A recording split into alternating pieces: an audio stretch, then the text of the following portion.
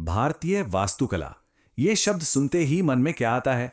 ताजमहल, कुतुब मीनार, लाल किला, यही सब बड़ी बड़ी मशहूर इमारतें हैं ना। लेकिन क्या हो अगर मैं कहूं कि असली कहानी, असली विविधता इन जाने पहचाने नामों से कहीं आगे है। हाँ, वही विशाल गुंबद, बारीक नक्काशी और शाही किले। ये सब यकीनन भारत की शान है, पर यह पूरी तस्वीर का बस एक छोटा सा हिस्सा है। असली खजाना तो इन मशहूर जगहों से बहुत दूर छोटे छोटे इलाकों में छिपा है। तो चलिए आज भारत के उन कोनों का एक सफर करते हैं जहां की मिट्टी, संस्कृति और इतिहास ने मिलकर आर्किटेक्चर को एक बिल्कुल नई, एक अपनी ही जुबान दी है। ये कहानी है उन अनोखी शैलियों की जिन्होंने भारत के वास्तुशिल्प को एक अलग ही पहचान दी है। तो हमारी कहानी शुरू होती है उन आर्किटेक्चरल स्कूलों से जिन्होंने दिल्ली सल्तनत के असर से दूर रहकर अपनी एक बिल्कुल अलग, एक खुद की पहचान बनाई। सबसे पहले चलते हैं बंगाल।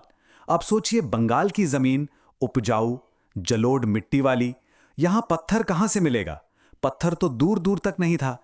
पर यहां के कारीगरों ने इसी कमी को अपनी सबसे बड़ी ताकत बना लिया।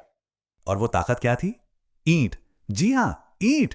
पत्थर की कमी ने ही उन्हें ईंटों के इस्तेमाल में मास्टर बना दिया। दाखिल दरवाजा जैसे विशाल गेटवे और कोनों पर झुकी हुई मीनारें इसी इनोवेशन का नतीजा हैं। और सबसे दिलचस्प बात, पत्थर का इस्तेमाल ना के बराबर था। और अगर कभी हुआ भी तो जानते हैं कैसे? पुराने टूटे फूटे मंदिरों के पत्थरों को रिसाइकल करके। क्या कमाल की रिसोर्सफुलनेस थी। अच्छा, अब बंगाल से निकलकर हम पहुंचते हैं जौनपुर। यहां आर्किटेक्चर का मिजाज एकदम अलग है। यहां की इमारतें आप कह सकते हैं शर्मीली नहीं हैं। वो अपनी मौजूदगी का एहसास बड़े जोरदार तरीके से कराती हैं। हाँ, इस पर तुगलक आर्किटेक्चर का असर तो दिखता है, बिल्कुल दिखता है। लेकिन इसकी असली पहचान है प्रार्थना हॉल के सामने बनी वो विशाल दरवाजे जैसी ऊंची दीवारें। अटाला मस्जिद को देखिए, आपको इसकी ताकत, इसकी मौजूदगी दूर से ही महसूस हो जाएगी। तो अब हमारा अगला पड़ाव है मालवा। यहाँ यहाँ इमारतें सिर्फ बड़ी नहीं, बल्कि बेइंतहा रंगीन और खूबसूरत हैं। ऐसा लगता है जैसे किसी ने कैनवस पर कोई शानदार पेंटिंग बना दी हो। इस स्टाइल की असली जान है इसके रंगों में। रंग बिरंगे पत्थर, चमचमाती हुई ग्लेज्ड टाइल्स, इनसे इमारतें जैसे जिंदा हो उठती थी। यहां आपको ऊंची ऊंची सीढ़ियां और खूबसूरत मेहराब तो मिलेंगे, पर एक चीज है जो यहां बिल्कुल नहीं है, मीनारें। जी हां, यहां की मस्जिदों में भी मीनारें नहीं होती। और यही बात इसे सबसे अलग, सबसे यूनिक बनाती है। अभी तक हमने अलग अलग स्कूलों की बात की, लेकिन अब एक ऐसी इमारत की बात करते हैं जो प्रांतीय वास्तुकला की ताकत का शायद सबसे बड़ा प्रतीक है। एक ऐसा अजूबा जहां इंजीनियरिंग और कला एक हो जाते हैं। 1600 वर्ग मीटर, ये सिर्फ एक नंबर नहीं है। ये दुनिया के सबसे बड़े गुंबद के नीचे की जगह है। और सोचिए, इतना बड़ा गुंबद और उसे सहारा देने के लिए नीचे एक भी खंबा, एक भी पिलर नहीं। जी हां, हम बात कर रहे हैं बीजापुर के गोल गुंबज की। ये सिर्फ मोहम्मद आदिल शाह का मकबरा नहीं, बल्कि उनकी सल्तनत की इंजीनियरिंग और उनके ऊंचे इरादों का आसमान छूता हुआ एक प्रतीक है। इसकी जो सादगी है ना, उसी में इसकी शान, इसकी भव्यता छिपी है। लेकिन इस इमारत का असली जादू तो इसके गुंबद के ठीक नीचे छिपा है। यहां है विस्परिंग गैलरी। ये अकूस्टिक मार्वल है, मतलब एक ऐसी जगह जहां आवाज का विज्ञान और आर्किटेक्चर मिलकर जादू करते हैं। जरा इमेजिन कीजिए, आप एक कोने में खड़े होकर बिल्कुल धीरे से कुछ फुसफुसाते हैं और वो आवाज गुंबद के दूसरे कोने में कई बार गूंजने के बाद एकदम साफ सुनाई देती है।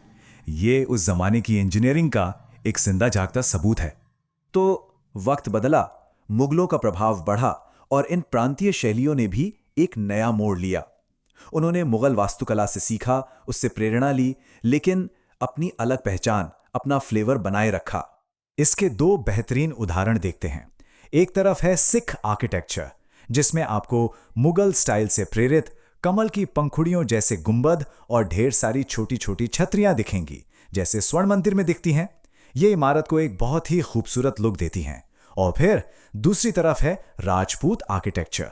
इसकी पहचान है इसके विशाल किले और हाँ, वो खूबसूरत जालीदार बालकनी जिन्हें झरोखा कहते हैं। हवा महल तो याद ही होगा।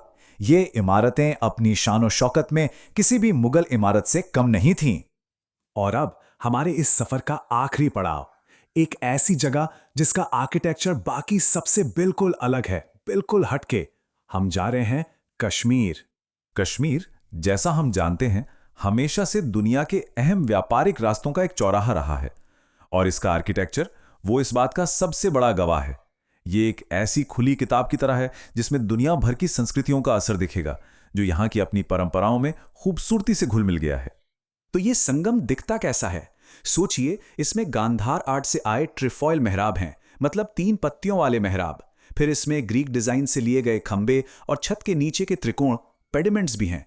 और इन सब के ऊपर यहाँ की भारी बर्फबारी झेलने के लिए बनी खास पिरामिड जैसी ढलवान छतें। सही में ये एक ग्लोबल कॉकटेल जैसा है, जो कहीं और देखने को नहीं मिलता। तो हमने देखा कि कैसे भारत की वास्तुकला की कहानी सिर्फ कुछ मशहूर इमारतों तक ही खत्म नहीं होती। बंगाल की ईंटों से लेकर कश्मीर के पहाड़ों तक हर इलाके की अपनी एक दास्तान है, जो उसकी इमारतों में जिंदा है, कैद है। और ये हमें सोचने पर मजबूर करता है ना, कि ये इमारतें सिर्फ पत्थर और गारा नहीं हैं, बल्कि अपने समय और स्थान की इतिहासकार हैं। तो अगली बार जब कोई पुरानी इमारत दिखे, तो एक पल रुककर जरूर सोचिएगा, आखिर ये कौन सी कहानी सुना रही है।